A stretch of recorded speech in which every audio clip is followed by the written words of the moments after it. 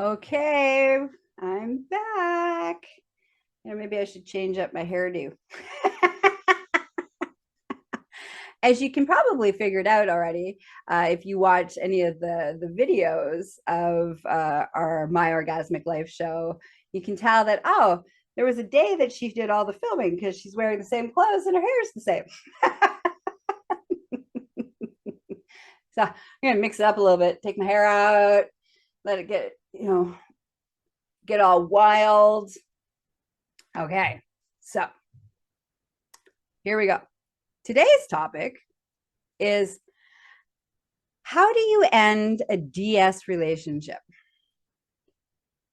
I asked for a bunch of topics from my audience, and this was one that was an interesting one that I've never really talked about. Yet I think it's an important conversation to have.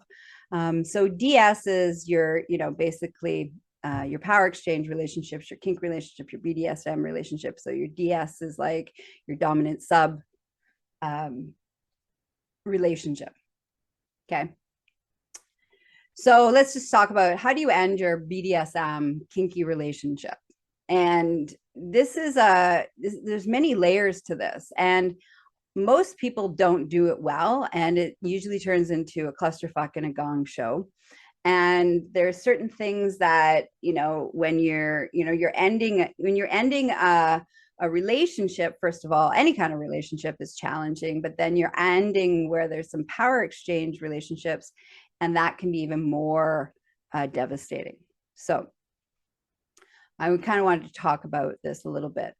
So let's start with, how do you dissolve or end a relationship that you may want to morph into a friendship, a different kind of relationship, but the BDSM and the kink and the power exchange is no longer a good fit for you guys. All right. So let's start with, how do you end that with a pro? So typically, if subbies want to end the relationship, they just stop hiring, they stop calling, and they just kind of ghost, and they just drop off the face of the earth. And I get why that happens, is that, as a subby, it's hard to say what's going on for you with your dom, because there's all these dynamics that say, depending on what level of dynamics you had with your pro dom, there's all these layers of needing to please them and do the right thing and not get into trouble and all that kind of stuff. And so to say, hey, I'm not happy anymore, and I want to, I'm not going to come see you anymore, is first of all, it's really hard to say in a regular ending of a relationship, but then you have this level of power component in it, and it makes it even difficult, especially if it's the sub that wants to end the professional relationship. As a pro dom, ultimately the best way to do this, if you can, is to say, hey, you know what? I'm not feeling like we're a good fit anymore. Right? It's like, I can't give you what you need. And it's just not working anymore. However, I have a couple of referrals of some people that, you may enjoy very much. And so it's kind of if you want to kind of pass your subby, and you're done with your subby because of dynamics, you're bored, it's not really working anymore, they're not showing up the way you need them to, all that kind of stuff, and you're done, then, at least have one or two other doms that you can refer them to.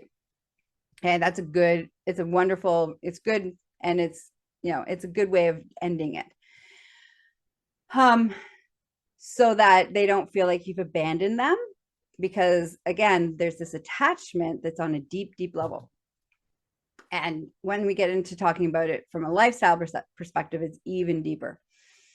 So as a subby that's hiring a pro, I would recommend just saying, hey, thank you. However, this is not a good fit for me anymore. So I'm not going to see you anymore, and give them a heads up. And, And, if for them to be like, okay, thank you for letting me know, because they may be holding space for you. This is really important to understand. So depending on what kind of relationship, sub relationship you have, they may be holding a spot in their roster for you, and feeling like, you're just taking some downtime or whatever. And the truth is that if you're not planning on coming back, letting them know that means that they can kind of release you. You can be released, free to go do whatever you need to do or want to do. And they have now an opening that they can fill with another subby that's going to, be a good fit for the subby and them.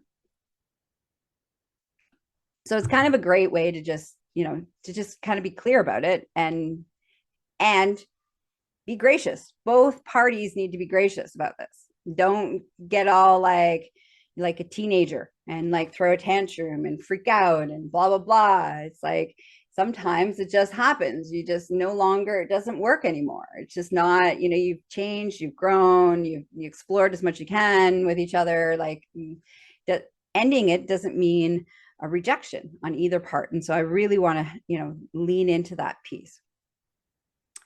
Now, before you get to that place, I do recommend that if there's a possibility of course correcting, so that you, at one point, if you were at one point a good fit and something's shifted or changed and you're not a good fit anymore, for you to have a little quick, have a conversation about it. If you're the subby and you're like, okay, I'm bored with the sessions, I don't feel like you're pushing me anymore. It's okay to say, hey, can we have a talk? I'm about, our sessions. And give the feedback to your dom of, what is it that you're wanting, craving, and you're not receiving and you're not getting. And that gives them an opportunity to like bring up their game so you can get your needs met. If it's the other way around and you're, as the dom, are like, okay, you're wanting to end the relationship because you're bored, and you've already done all the things you can do with this subby, and that's all, and again, you're bored. Have a conversation and say, hey, you know what, can we relook at our hard limits list and see, now that we've established trust and rapport and vulnerability, is there some extra activities that we could maybe add and start exploring, to keep this spicy between the two of us? That's a great opportunity. If your subby pisses you off on a regular basis with a specific behavior, address the behavior and see if they modify it. Okay, so I would recommend at least having a little bit of a dialogue or a little bit of a conversation, opening up to, saying, hey, I would like some things that change. And at that point, if things don't, that conversation, the person's like, no, I don't really want to do anything different, or, that's my behavior and I am not going to change it, or, it's like, yeah, that doesn't work for me, then you can dissolve your relationship at that point. But, give it a chance. I'm a firm believer in, like, sometimes you can communicate and you get your needs met. It's not sometimes. Often, communication is the key to getting your needs met. But because we're so conflict avoidant as a culture, then we don't want to rock the boat. Then we put up with shit from people without communicating what our needs are, and we don't get our needs met. And then we have to end the relationship because we didn't get our needs met. But we never actually gave the other person the opportunity to potentially meet our needs because we never told them what they were. Okay, so before you dissolve it, I recommend at least practicing having a conversation about seeing if there's something very easily to get your needs met. All right, so that's how you end a professional DS relationship. Because there's there's usually a division, and there's a lot more clear boundaries and how much overlap or enmeshment in your relationship dynamics in your life is, versus if you're a lifestyle subby, subby and dom, those are different dynamics. Okay, so all right, so that's the professional. How do you dissolve your professional relationship? if you've had a conversation and isn't going to fix it or work. So let's talk about, all right, now you're in a DS relationship, a power exchange, kink lifestyle. It may be 24/7. It may be lots of play. You may be monogamous with that particular dom or that particular sub. Like there's usually a much deeper relationship bond that happens in that lifestyle dynamic. So that means there's like, if you're going to need to resolve it or dissolve the dynamic, you're going to have to do some really good conflict resolution to make sure that it doesn't blow up and go sideways. And again, everybody acting like assholes, like you're a teenager. All right. So the first thing is you need to, start with having some conversations. Same thing. You're unhappy. You need things to change. Have a conversation about what it is you're unhappy about and what you need to be changed. And both parties do that. If you guys do not have the communication skills, because navigating conflict is a skill set, trying not to internalize it and be triggered and lashing out is also a skill set. It's a very, very, very big skill set. Okay.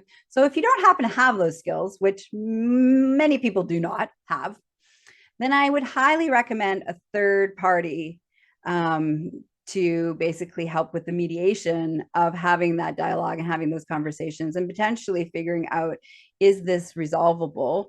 Can we make some changes? It may be that the dynamics change. It may be the relationship dynamics change. Maybe you stop having BDSM is part of your relationship dynamics. Maybe you change your whole relationship dynamics to friendship. Like there's lots of variables, or maybe for whatever reason, you don't want each other in your lives. But I highly would recommend having the conversations about that and where you're at and some possibilities. And if you guys don't have the skills, it's okay. You want a third party mediator to do that. And you want a third party mediator that understands kink. Okay. Do not go to a therapist that is not kink friendly, not kink educated, because they will not understand the dynamics at play as a sub and as a dom. To a not kink friendly therapist, it looks like abuse. That's how they register it. That's how they think about it. That's how they look at it. Because they do not understand that everybody agrees to it. These are the needs that are being met. Like, externally, if somebody is not kink friendly, kink educated, those people are not good to use for mediation or even going to therapy if a relationship if you're struggling in a relationship. Okay. Very, very important. I had, I'm going to do a little bit of sharing. I haven't shared about any of this all year, actually. You're like, yeah, what happened to Slut Puppy?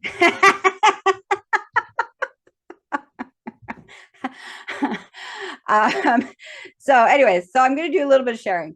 So, and how not to end a relationship. Okay. So if you need to, for example, in a relationship, in a DS relationship, there's again layers. There's your DS power exchange kink relationship. There's your love relationship. And depending on what degrees and levels those go into, there's a lot of complications. So if you need something to take care of yourself and you happen to be the dom, all right, and you need to step away, you need to withdraw, you need to, take some downtime to work on your own shit, and you don't have the bandwidth and the energy to hold space for your subby or the person that you're in a relationship with, this can be really harsh for the subby because their need to be connected to you is so deep and so deep. And when you have to pull away for whatever reason, because you're super busy in your life, your work, you got your own health issues, you got your own healing to do, whatever it is that needs to pull away. Because sometimes as DOMs, we need to have downtime that's only for us, and that we don't want to, do not want to, or can hold space for the needs of our submissives. Okay. And so this was a lesson that I learned. Okay. So as a part, like in a relationship, sorry, this thing's driving me nuts. In a relationship, partnership, in the fall, I take downtime for myself because of my own childhood trauma, and I need to work every year. I need to work and heal that. And that's something that is, part of who I am. It's how I handle and navigate, the awesomeness of my life. Okay. But again, that works better. All right, there we go. Sorry. Fiddling with my straps of my dress. But in a DS dynamic, your subby feels like they are untethered and abandoned and not cared for and not loved, and deeply they're in a place of devastation. And so what I learned was, in the event, if I have an ongoing 24/7 lifestyle subby, in that period of time, or the times that I need downtime, because it is part of my personality and part of my way in which I do my processing and healing and things like that, is I go within. I like to do this by myself, or with like a couple of the people that have this, my professionals that I hire to help me navigate and build the skills and the tools to do my healing. So knowing what I learned, which was, you have a lifestyle subby, you're going to have to really focus on giving them the strategies that they're going to need for being able to handle you being off the grid. And you may need to have some other DOMs in your life that can kind of basically you can hand your subbies leash to for that downtime, so that the subbies can still feel like they're tethered and connected to you through this other DOM that you trust, which is what I learned. And that was my big takeaway last year, about how important it is as a DOM to recognize how much we have to be aware of and concerned about how do we give our subbies the tools and the skills to handle when we need, as a DOM, to be off and not be a DOM and be off the grid. And what tools that we need to give them, and give them those tools and those safety nets and that support that they're going to need while you go off grid. You need to do that. If you don't do that, shit goes sideways, and it will go sideways, because your subby now feels abandoned, rejected, devastated, thinks you use them, they're not loved, like all the things. Every piece of abandonment and rejection issue that subby has ever had in their whole entire life from childhood is going to come up to the surface, no matter what you say or what you do, unless you create really comprehensive, here are the tools you're going to need to use while I need to go do this. Okay. So this, I didn't know this was the first time for me in my, I take full responsibility of this piece, is that, this was my first lifestyle subby.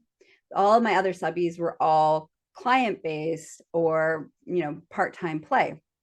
And so, I didn't realize that this, was going to need to happen. And I, as a DOM, I didn't kind of give my subby the skills and the tools that they needed to handle while I was off grid, and that piece is on me. And so, as I said, when they don't have those tools, then they lose their shit and they go off the rails, and they start doing all sorts of like crazy crazy, like teenage girl, crazy stuff. Not cool, because they feel so unregulated and so unconnected, and so they're like feel so abandoned. Okay. So that's an important piece. And if I know, now I know what I know, I would never do that way ever again. But if I were to, I would definitely have made sure that my subby had all the tools, the skills. We had, they had a kink friendly therapist to help them, work through their own feelings of abandonment and insecurities and things that are coming up through this process. So that when you could come back online, everything is good to go. You pick it all up and you carry on. But without going to a kink friendly therapist, what ends up happening is that behavior, all of the things about because again, in a DS relationship, it's like, in typical therapy, it would be like, wow, that's a fucked up codependent dynamic. But in a DS relationship where it's consensual, it isn't a fucked up codependent abusive dynamic. It's a consensual connection, surrender, power exchange. It's a beautiful, beautiful relationship dynamic. But if you go to a not kink friendly therapist, it's what it looks like. It looks like abuse. It looks like codependency. It looks like toxic behavior. It like everything that says a relationship is unhealthy to a non-kink therapist, while a kinkster is trying to work through what it's like to be kinky, to have healthy kinky relationships, all that kind of stuff. All they are going to teach and say is that it's traumatic, it's abusive, the person, your dom, is abusing you, all these things. Which is the last thing you want for your subby to be able to feel like they, can work through their stuff, is that now them believing not only did you abandon them, they're already struggling, they're already in a spiral. Now you have a therapist telling them that they took advantage, your dom took advantage of you, and they treated you like shit, and they never cared about you, and they don't love you, and they like all of the toxic, the things that you say when you have a client that is actually an abusive relationship. And now the subby not only doesn't have their dom, the anchoring of their dom, they also don't have their own stability within their choices either, because now this therapist is just fucked it by making all these assumptions, and that makes them, makes the subby even more unstable, because the therapist isn't holding space in the way that the actual subby who is kinky needs them to hold. So, again, I didn't realize I was going to get into sharing all this stuff, but apparently it's how it needs to happen. So I really recommend, okay, so back to this whole, okay, all right, so you have your conversation, things aren't working, you're going to, things need to be changed. Great. You have your conversation. It turns out that that's not going to work. It's not viable for one party or both parties. And now what do you do? How do you dissolve this? Is there a possibility to change the relationship dynamic and be friends? Great. That'd be awesome. If that's available, awesome. Now there's a bunch of things that, like,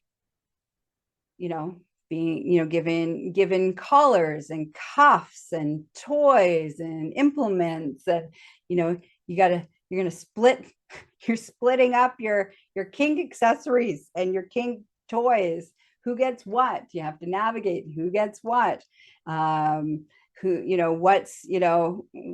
something that you can't, that was your dom that gave you that collar.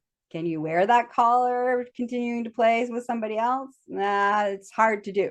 Right? You might need to just like throw that collar out and go get a new one when you find a new dom.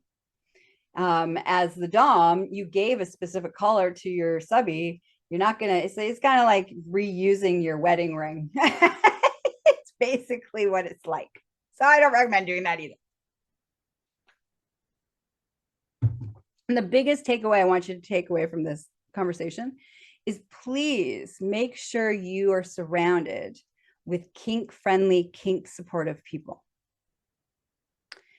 Okay. Because this is important. Like, if you are not with kinksters who get it, then the average person, when you're wounded or you're hurt or you're angry, will just feed that and take you down the rabbit hole that you don't need to be in, because they don't understand the dynamic. They don't understand that you really were okay with them hurting you, and you really loved hurting them, and that was part of the relationship dynamic, and because it was consensual and it was kink friendly and all of those things. So that's my biggest takeaway from, is that make sure you're surrounded by kink friendly experts if you're going to get some professional support, and kink friendly people as you're going through the breakup, especially if you live together, you have kids together, like all of that kind of stuff. You're going to need a community support that gets what it's like, what it feels like. So for example, as a sub, breaking up with your dom is devastating. It's a devastation that runs deep within your soul, because you've surrendered so much, and there's been, and again, this is this beautiful exchange, but it's like you have to come back to figuring out who you are, because you became, your sub self became this being that was great. It was great while you were in your subspace. You were content, you were happy, you're zen, you're all the things. But when you're not, now that was kind of the source. It feels like often that was the source of all of your contentment and all of your safety and all of your stuff. And now that relationship dynamic is severed. Now what? Now you have to learn, as the sub, you have to relearn that your safety is about you, your contentment is about within you. You have to bring all of that energy that you gifted to your dom, just like your dom supposed to take that and cherish it and protect it and do good things with it. So they have to give it back to you. You have to give that what you've given to them, they have to give back to you, and what you gave to them, you have to take back, so that you can be whole again and complete again. Right. And now I'm not a big fan of the whole, like, you complete me bullshit from a monogamous kind of headspace. All right. The love paradigm of that you have one soulmate, and I'm not a big fan of that. It creates a lot of like codependency and things like that. But in a sub dom relationship, there is this level of, I behave, this is the part I play, and this is the part you play, and then we match each other. And in that is like this beautiful, harmonious, fabulous experience. So when that ends, it's hard, and it runs deep, and it cuts deep. And you want to make sure that you're surrounded with people that can help you navigate that properly on both sides. As the dom, you also are devastated. There's a devastation of, like, your subby, your pet, whatever, is like, you're without. It feels like there's a part of you, part of your being is kind of like, well, where's that other part that does the things and is capable and is around, and like, that I can express and share, because as the dom, you are also incredibly vulnerable in that building of that relationship. You are sharing the deepest, darkest spaces of who you are and showing that to another human being. It's very vulnerable. And so the loss of that is deep as well. It's from a different perspective, but it is very hard, and it is very deep. So again, my takeaway is, make sure you got kink friendly people around you, and kink friendly therapists or coaches or counselors to help you navigate the ending of a relationship, the DS relationship. All right. That's it. That's all.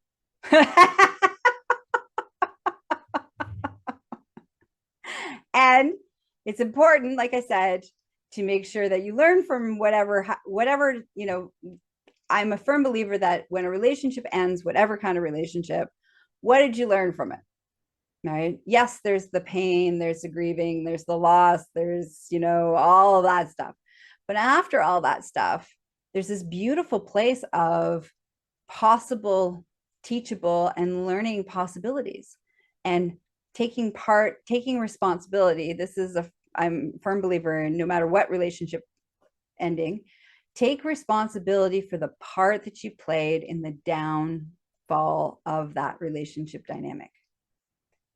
If you do that, you can learn to not do it in the next relationship.